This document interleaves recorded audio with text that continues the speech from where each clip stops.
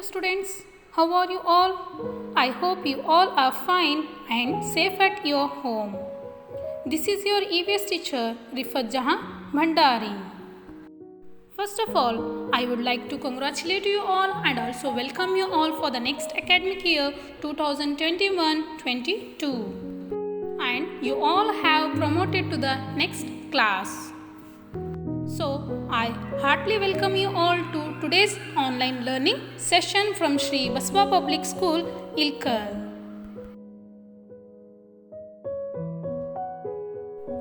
Children, before we begin our first session, let's have a look at your EVS textbook and also the syllabus provided.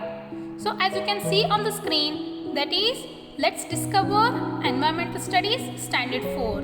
This is your EVS textbook, and beside of that, here is content. Contains the syllabus provided for the class 4. This include total 8 units and 28 chapters in it. So, in today's class, we are going to study the first unit. That is Unit 1, the world around us. So, let's begin the Unit 1, the world around us. Unit 1, the world around us. In that we are going to study about the understanding environment, and also we are going to study about the meaning of environment. Are you ready, children? Good. Okay, children, all of you open your EVS textbook, page number 6. Unit 1, the world around us. Understanding environment. Here they have provided you an article, a small article. Okay, so let's have a look at that article. Children, all of you keep your finger where I am reading. Granddad says, on the payments in the streets, bags from crisps, wrappers from sweets, rubbish roots in roads and gutters. What a mess! Granddad mutters. Keep things tidy, keep things clean, make the world fit to be seen. So, this article is written by Aaron Yards. Aaron Yards is the name of a person who has written this article. So, let's have a look at the meaning of this article. Here, Granddad says, whatever it may be, like pavements, streets, gutters and roads should be free from the dust, free from the waste, free from the wrappers from the sweets and chips packets. So all are filled with the waste, papers, wrappers everywhere. So after seeing that, Granddad felt very sad, very bad. With his sad voice, he said that we should keep our things clean. So we should keep our things, our place clean, because it's our job to take care of our environment. Because by throwing all the wrappers, sweets and everything on the road and streets everywhere, it makes our environment dirty. It makes our beautiful world dirty. Hence, we should keep our surrounding clean, neat. So, it's our job to look forward for this. Okay, children? And also, here is a small story provided for you. Let's see what's that. Here is Sanju and his mother. Let's see. Mother, Sanju, look at your room. Your books are on the bed. Your clothes, water bottle and pencil box are laying on the floor. This place looks like a pigsty. So here Sanju's mother said for Sanju that his place was looking like a pigsty, means the place where pigs live. Why she said that? Because after seeing his room, she felt very dirty, because he kept all his things everywhere. He not kept all the things where it belongs. Because he kept the books on the bed, the clothes, water bottle books were laying on the floor. That's not a good manner. Is it, children? Let's see what Sanju replied to his mother. Sanju, it's alright, mom. Whether it is right, whether it is a good thing to do? No. Sanju's mother replied for Sanju that it's not alright. The place where we live or where you live should be clean, neat and tidy. she replied to Sanju that it's not at all right, because it is a place where you live. Should be clean, neat and tidy. It should be free from any dirty thing. So it's our responsibility to keep our surrounding, whatever it may be, should be clean, neat and tidy. Whatever it may be, like our room, our home, our school, these are all our environment. So it's our responsibility to take care of this environment by keeping them clean. We may say that the world is one big environment. Why we are saying that the world is one big environment? Because in the world we are getting the smallest environment, like your home is also one environment, your class, your bedroom, so all of them included in this big world. So that's why we may say that world is also a big environment. So children, can you define the meaning of environment now? Yes, of course we can define. Simply, the environment is anything that surrounds something else. Means environment means any place where we live. It should be surrounded by something else. Living, non-living, natural, man-made. So the things are environment are a place that's surrounded by something else are called as an environment. Clear children? If there's a football game going on, then yes, the ground, the spectators means those who come to those who come to watch match are called as spectators. Then the stadium, even the weather conditions there at that time, all of them form environment there. So combination of all forms an environment of that stadium. Clear children? But different people perceive environment differently. Different people take the environment differently. Some will take care of the environment and some of them doesn't bother about the dirtying of environment. And this is one of the major cause of pollution. Water pollution, air pollution, noise pollution. So this lead to cause a pollution in this world.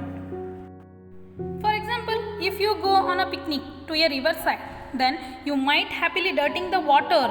You never have an idea that the water we are getting, it is from that river itself. So you will be feel happy to destroy or dirty that water.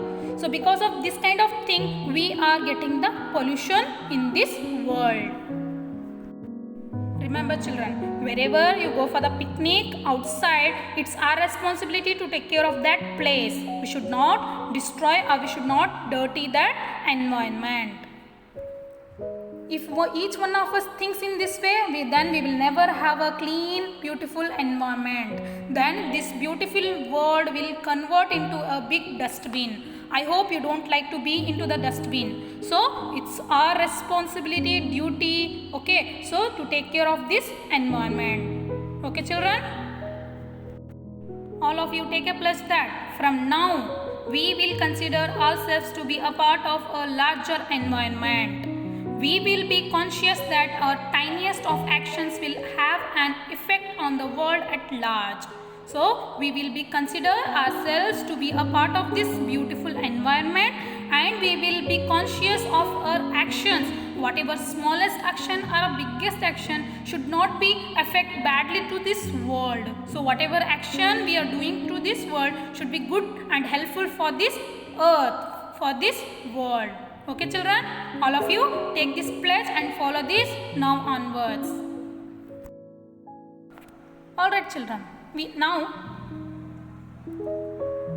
Alright children, now we all have come to know that our environment consists of all the things around us, and those things are living things and non-living things. Yes, so let's discuss the differences between living and non-living things. And the first difference, yes, of course, living things need food and water. They need food and water to survive. Without food and water, they die. But non-living things do not need any food and water. Second is, Living things need air to breathe. We need which gas? Right, we need oxygen gas to breathe. But non-living things do not need air to breathe. Okay, children? Next, the third difference is living things grow. We all are living things. We grow. Okay, but non-living things do not grow. All living things can move by themselves. But non-living things do not move by themselves. They need someone to move from one place to another place. But plants are considered as living things. Can they move from one place to another place? No, they can't move from one place to another place. But there is a small or slight movement in their plant, as the root moves in search of water under the ground, and also trunk moves upside as they grow. So there is a slight movement in their plant, So these are all considered as a living thing. And the next difference is, yes, living things have feelings. We can smile, we will be angry, we feel sad. But non-living things do not have any feelings. Living things can produce their young ones like themselves. They can produce themselves like young ones. But non-living things do not produce young ones like themselves. They can be recycled, they cannot be reproduced. And the last difference is living things die. All living things should die one day. But non-living things do not die. So this is all about the differences between living and non-living things. Now let's move to the last topic from this unit, and that is similarities between living and non-living things. And the first similarity is both living and non-living things have particular shape. As you can see the pictures, the plant, spoon, pan, plate, monkey, banana, all of them has a certain kind of shape. So both living and non-living things have shape. Examples like horse, ant, trees, these are all living things. They have shape. And non-living things like chair, table, they do have certain kind of shape. So both living and non-living things have particular shape. And the next is both living and non-living things occupy space. Means they need certain space to keep. So both living and non-living things occupy some space. They need some space. Like the boy, book, table, everything requires some space, some place. Even the bed, the cupboard, everything requires some space. Clear, children? And the third similarity is both living and non-living things have weight. Whatever their weight have, they should have some weight. Like the man has certain weight, this suitcase, the gas, everything present in this world has certain weight. Also, the bag you carry to your school, that too has some weight. Is it, children? And the fourth similarity is both living and non-living things are made up of substances or matter. Let's see what is substance and matter. As we already studied in your last classes, in your previous classes, that all living things are made up of cells, then yes, tissues, then muscles and even bones. So all living things are made up of cells, tissues, muscles and bones. So these will include or comes in a term that substance or matter. For this is for non-living thing. But for the non-living things, the non-living things are made up of the substances like plastic, then wood or iron. So these are for non-living things. For the living things, cells, tissues, muscles. So the smallest thing are called as a what? The substance or matter. So both living and non-living things are made up of substance or matter. Clear, children? And the last similarity is both living and non-living things react to weather conditions. but they react in a different way. As you can see, the newspaper, the nail, the cloth and the boy, they all have reacted to the weather, but in differently. Let's see how these react to weather. For this, leave a sheet of newspaper and an iron nail outside for few days. See what happens to them.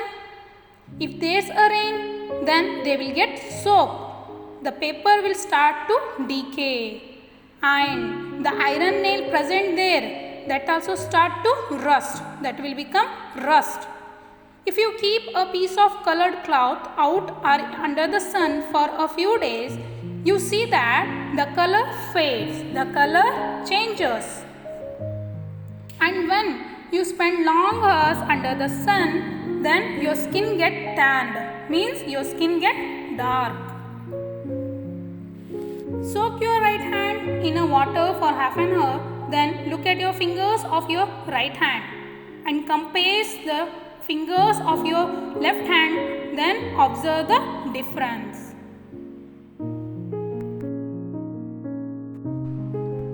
Thank you for watching, children. This complete your first unit. I hope you all have understood this. If not, whatever questions you have or doubts, you may ask through my WhatsApp number. Okay, so see you in next video. Till then, goodbye. Take care.